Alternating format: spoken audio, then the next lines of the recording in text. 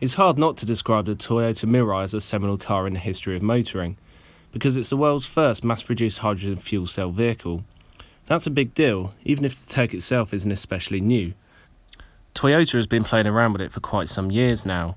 However, it's now a reality. You and me can go and buy a car that emits nothing but water. Yes, for those who don't follow the developments of the new car tech closely, the Mirai expels nothing but good old H2O.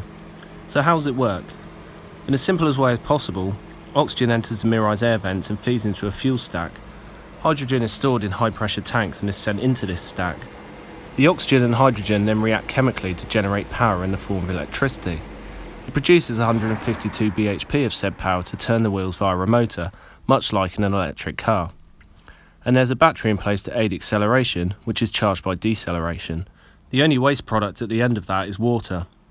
A fill-up should get you around 300 miles, in the ballpark of a petrol or diesel car, and considerably better than most electric cars. The Mirai makes 62 miles an hour in 9.6 seconds and has a top speed of 111 miles an hour, all pretty normal. And really, everything is pretty normal as well. If you've ever been in or driven a Prius, you won't feel unusual in a Mirai. The feel and drive is much like the hybrid Prius, or indeed the full-on electric cars like the Nissan Leaf. So power is rapid and instant, with no gears getting in the way of acceleration. There's a smooth whoosh sound to proceedings, a space-age sound and a satisfying feel drive-wise. It handles nicely and all in all is a decent drive and a decent family car.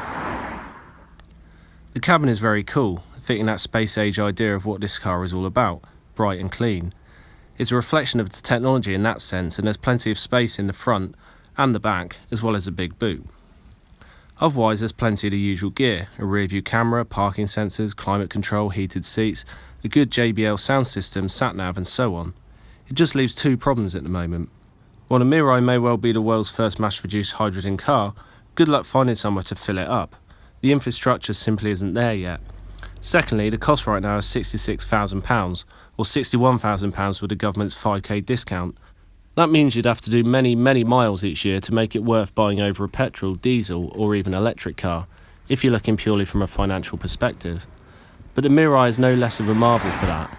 It shows that we are very close to propelling ourselves as we do now, but using nothing more than oxygen and hydrogen and producing nothing other than water. We just need the infrastructure to catch up with the technology.